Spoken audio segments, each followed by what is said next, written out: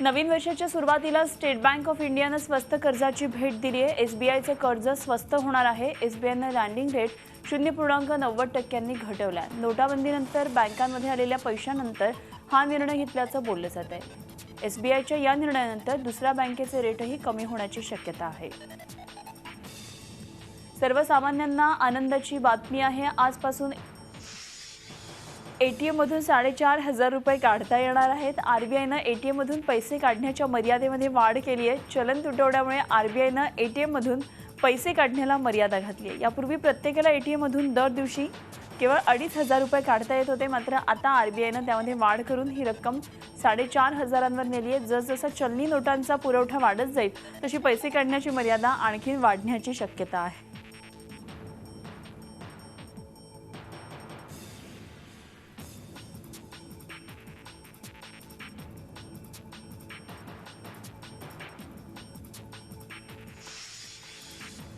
चलनामधून रद्द झालेल्या 500 आणि 1000 रुपयांच्या नोटा बँकेमधून बदलून घेण्यासाठी सर्वसामान्य नागरिकांना देण्यात आलेली मुदत ही 30 डिसेंबरला संपली आहे। मात्र या काळामध्ये नोटा बदलून घेण्यात असमर्थ ठरलेल्या अनिवासी भारतीयांना रिझर्व्ह बँकेनं दिलासा दिलेला आहे। नोटा बदलून घेण्याची मुदत रिझर्व्ह बँकेनं वाढवून दिली आहे। जे भारतीय नागरिक 9 नोव्हेंबर ते 30 डिसेंबर या काळामध्ये भारताबाहेर होते त्यांना 31 मार्च 2017 पर्यंत बँकेमधून नोटा बदलून बँकेनं दिली आहे।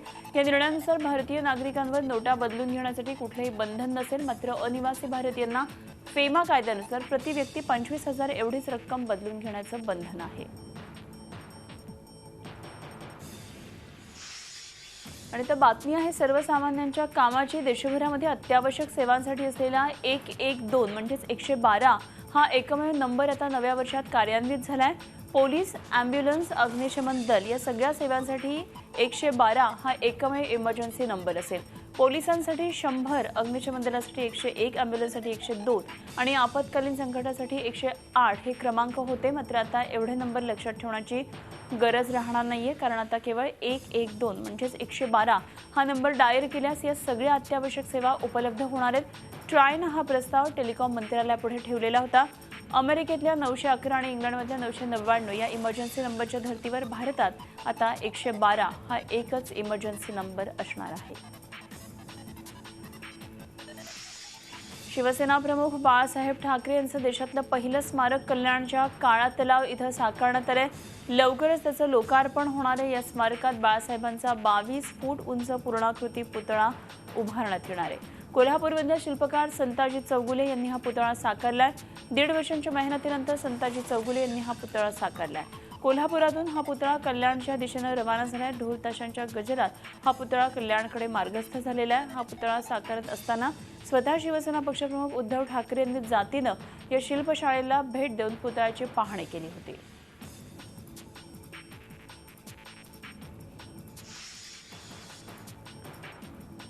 कल्याणमधल्या बाळासाहेब ठाकरे यांच्या स्मारकासाठी कोल्हापुरातून हा पुतळा आणण्यात येतोय। 22 फूट उंचीचा हा पुतळा कोल्हापुरातून आणण्यासाठी कल्याण डोंबिवलीचे महापौर राजेंद्र देवळेकर आणि शिवसैनिक आलेले होते। देशातलं पहिलं स्मारक आणि पहिला पूर्णाकृती पुतळा उभारण्याचं भाग्य कल्याणकरांना मिळालं असल्यानं अभिमान वाटत असल्याची प्रतिक्रिया यावेळी शिवसैनिकांनी दिली। नागपूर महापालिकेची सत्ता पुन्हा भाजपच्या ताब्यात द्या। 2019 मध्ये देशात नागपूरचा बोलबाला दिसेल असं मत मुख्यमंत्री देवेंद्र फडणवीस यांनी व्यक्त केलंय। तर महापालिका निवडणुकांमध्ये भाजपला जोरदार यश मिळेल आणि भाजप किमान 125 जागा जिंकेल असं भाकीत केंद्रीय भूपृष्ठ परिवहन मंत्री नितीन गडकरी यांनी व्यक्त केलंय। दोन्ही नेत्यांच्या हस्ते नागपूरमध्ये अनेक विकास कामांचं लोकार्पण पार पडलं, तर अनेक नव्या विकास कामांचं भूमिपूजन दोघांच्या हस्ते पार पडलं। प्रधानमंत्री आवास योजनेचं भूमिपूजन, झोपडपट्टीधारकांना पट्टे वाटप, पिनाकी जलतरण तलावाचं आणि झुलेलाल स्पोर्ट्स सेंटरचं लोकार्पण यावेळी पार पडलं। सामने सबसे बड़ी चुनौती क्या है?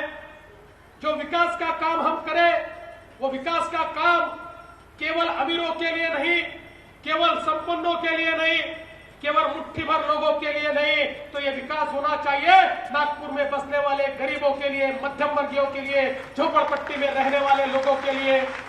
और इसलिए एक एक कार्यक्रम जो हाथ में लिया वो उनके लिए हाथ में लिया है। और मैं विश्वास के साथ कहता हूं 2019 में देश में अगर किसी एक शहर का बोलबाला होगा, उस शहर का नाम नागपुर होगा। पोलिसांना त्यांची विश्वासार्हता टिकवायची असेल तर पोलिसांना त्यांची कार्यपद्धती बदलावी लागेल. इंग्रजांच्या काळातल्या पोलिसिंग आता चालणार नाहीये. लोक पोलीस ठाण्यामध्ये येताना घाबरायला नको आहेत, त्यांना न्यायाचा भरोसा असायला हवा, असं स्पष्ट मत मुख्यमंत्री देवेंद्र फडणवीस यांनी व्यक्त केलंय. गुन्ह्यामध्ये पीडित महिलांसाठी नागपूर पोलिसांनी सुरू केलेल्या भरोसा सेलच्या उद्घाटन प्रसंगी ते बोलत होते. सध्या स्ट्रीट क्राईमसह व्हाईट कॉलर क्राईम वाढतोय. बदलत्या टेक्नॉलॉजीमुळे गुन्ह्यांचे प्रकार तीव्रतेने बदलत असताना पोलिसांनी स्वतःला बदलणं आवश्यक असल्याचं मुख्यमंत्री म्हणाले. क्रेडिबिलिटी ही सगळ्यात महत्त्वाची आहे आणि ही क्रेडिबिलिटी पोलीस विभागाला जर एस्टॅब्लिश करायची असेल तर आपली कार्यपद्धती जी आहे ती आपल्याला आधुनिक करावी लागेल. आता पोलीस विभाग हा इंग्रजांच्या जमान्यातला पोलीस विभाग राहू शकत नाही. आपला आउटलुक आपल्याला बदलावं लागेल, टेक्नॉलॉजीचा वापर जास्त आपल्याला करावा लागेल. आणि म्हणून मी पोलीस आयुक्तांचं अभिनंदन करतो की त्यांनी आता पोलीस स्टेशनचा आउटलुक देखील बदलणं सुरू केलंय. चंद्रपूर पोलीस दलानं सरत्या वर्षाच्या शेवटच्या दिवशी एक अनोखी संवेदनशीलता दाखवली. सलग 9 वर्ष बॉम्बशोधक कार्य आणि गुन्हे तपास कामांमध्ये आपली चोख सेवा प्रदान करणाऱ्या मादिशवान खुशी हिचा निरोप सोहळा समारंभपूर्वक साजरा केला. अर्धांगवायूनं आजारी असलेल्या खुशीला एका झटक्यामध्ये कामावरून कमी करणं ही प्रथा मोडीत काढत तिनं दिलेल्या सेवेसाठी तिचा सन्मानानं निवृत्ती सोहळा आयोजित करून पोलीस दलानं तिच्या कर्तव्यनिष्ठेला सलाम केला.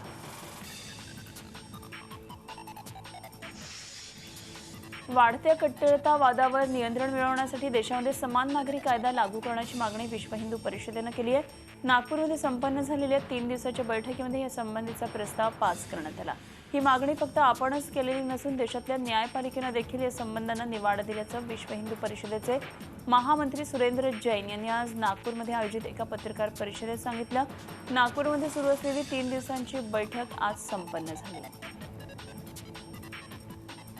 आज भारत के सभी पक्षों को, सभी समाज के हिस्सों को सभ्यता की राह पर ले जाने के लिए, देश को एकजुट बनाने के लिए और समाज के एक हिस्से में व्याप्त कट्टरता को दूर करने के लिए कॉमन सिविल कोड जरूरी है.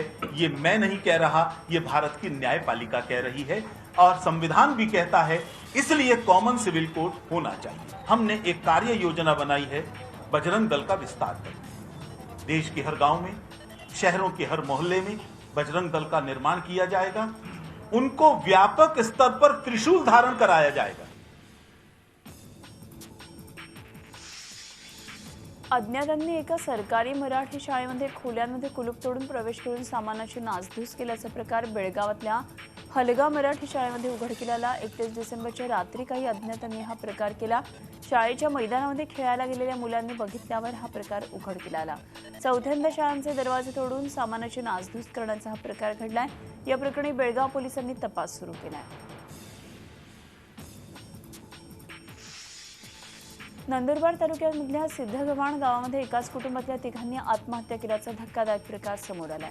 गावात राहणाऱ्या प्रतिभाबाई पाटील यांनी आपल्या 2 चिमुकल्यांसह गळफास घेऊन आत्महत्या केली आहे. हे तिहेरी आत्महत्याकांडाचं कारण अस्पष्ट आहे. प्रतिभाबाई यांनी हे टोकाचं पाऊल का उचललं हे अद्याप कोणालाही कळलेलं नाहीये. आणि विशेष म्हणजे मुरलीधर पाटील रात्री शेतामध्ये पाणी भरायला गेले असताना ही दुर्दैवी घटना घडली. साईंच्या शिर्डीमध्ये नवीन वर्षाचं स्वागत मंगलमय वातावरणामध्ये करण्यासाठी लाखो साई भक्तांनी साईंच्या दरबारात हजेरी लावली आहे. 2017 हे नवीन वर्ष साई भक्तांसाठी अनोखं ठरलेलं आहे. सप्ताह, महिना आणि वर्ष असा संयोग जुळून आल्यानं भाविकांसाठी पर्वणी होती.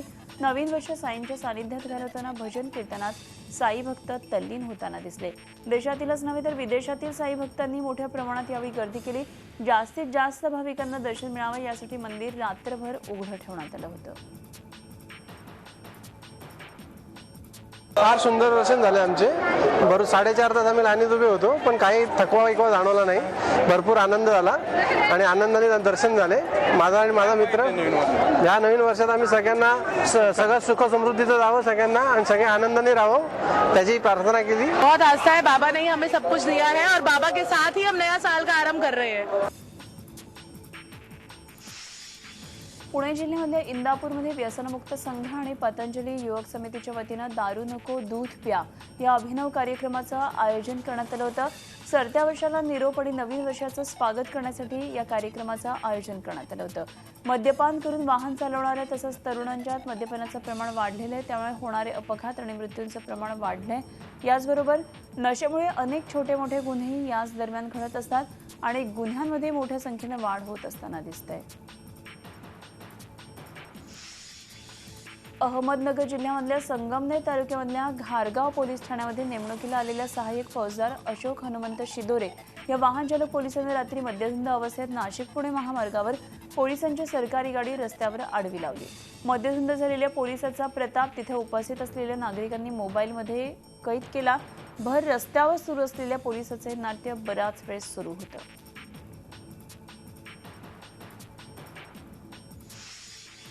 नवीन वर्षाच्या स्वागतासाठी दाखल झालेल्या पर्यटकांच्या गाडीला मरूळ किनारी अपघात झाला आणि हे पर्यटक पुण्यामधले असून मद्यधुंद अवस्थेत हे पर्यटक दापोलीच्या समुद्र किनारी गाडी वेगात पळत होते. मात्र त्याचवेळी गाडीच्या चालकाचा ताबा सुटला आणि गाडीने तब्बल 3 वेळा पलटी मारली. त्यामुळे या अपघातामध्ये 3 जण गंभीररित्या जखमी झाले.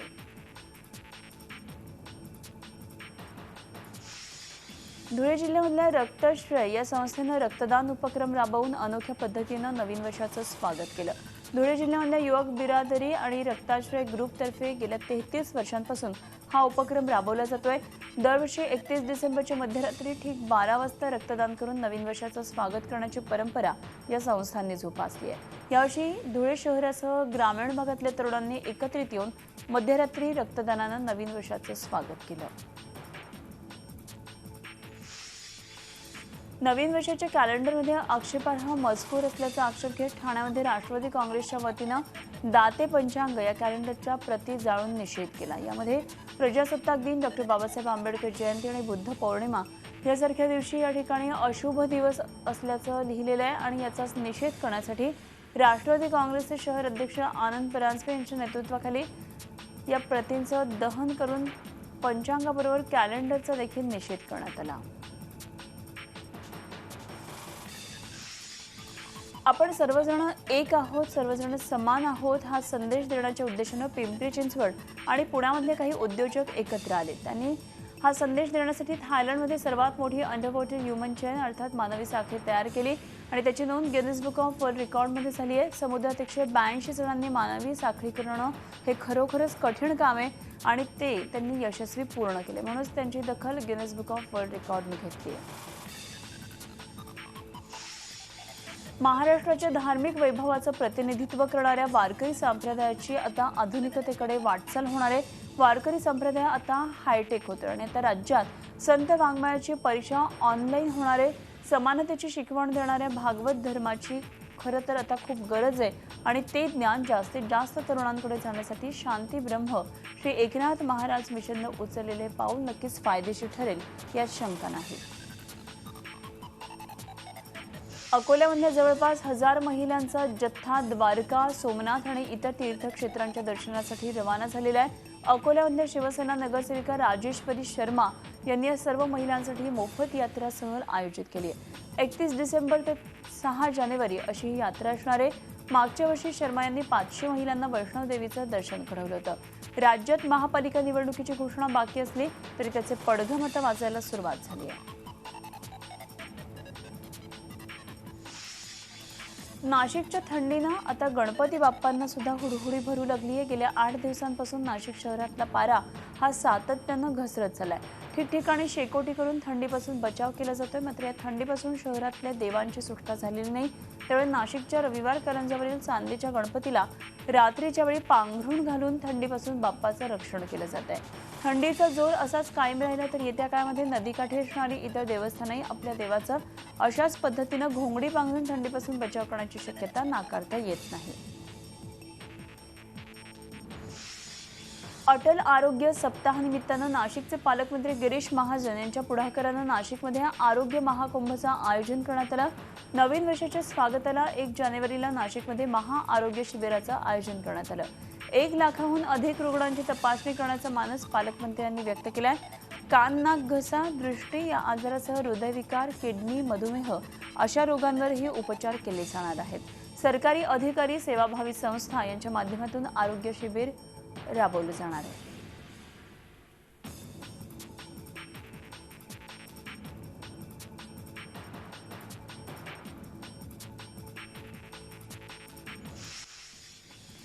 मुंबई अग्निशमन दलातले जवान राजेंद्र रंगनाथ भोजने यांचं पहाटे दुर्दैवी निधन झालं. राजेंद्र हे रेस्कोस इथे 10 डिसेंबरला एक पक्षी वाचवण्यासाठी विजेच्या खांबावर गेले होते आणि त्यावेळी बाजूने जात असलेल्या रेल्वेच्या उच्च दाबाच्या इलेक्ट्रिक वायरशी संपर्क आल्यानं राजेंद्र आणि त्यांचे साथीदार गंभीर जखमी झाले होते. त्यांना ऐरोलीतल्या बर्न हॉस्पिटलमध्ये दाखल करण्यात आलेलं होतं.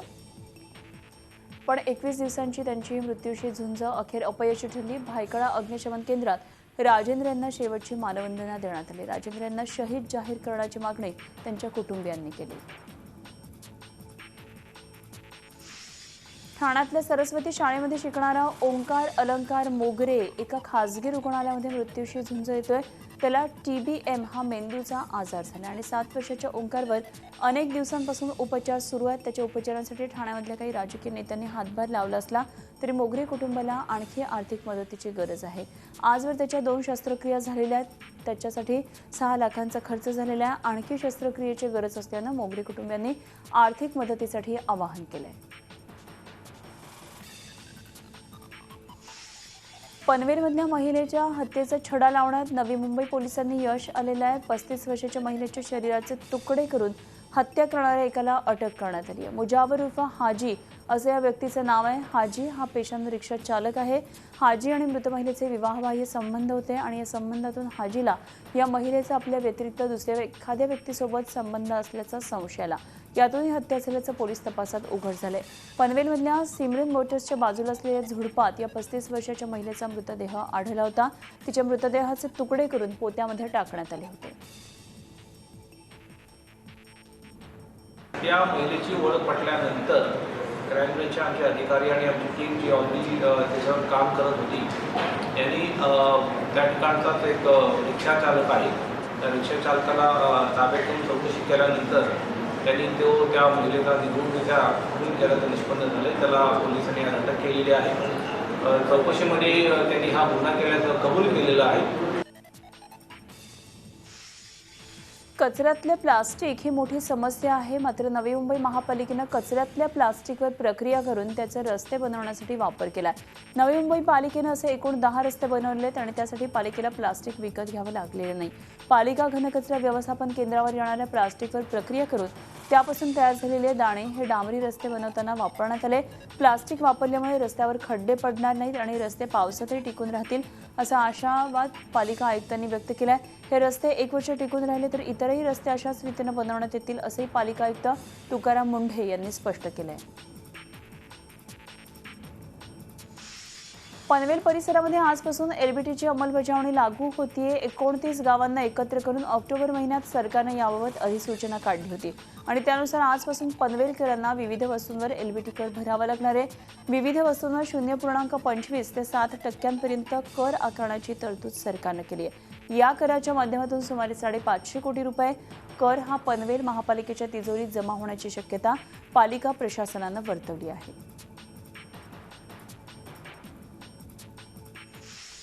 नवी मुंबई पालिका आयुक्त तुकाराम मुंढे यांनी तुर्भेमधल्या घनकचरा व्यवस्थापन केंद्राची पाहणी केली.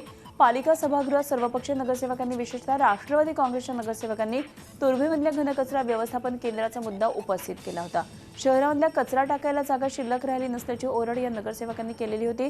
कचरा टाकायला जागा नसल्याचा फटका नागरिकांना सोसावा लागतोय तरीही प्रशासन कोणतीही पर्यायी व्यवस्था करत नसल्याचा आरोप या नगरसेवकांनी केला होता.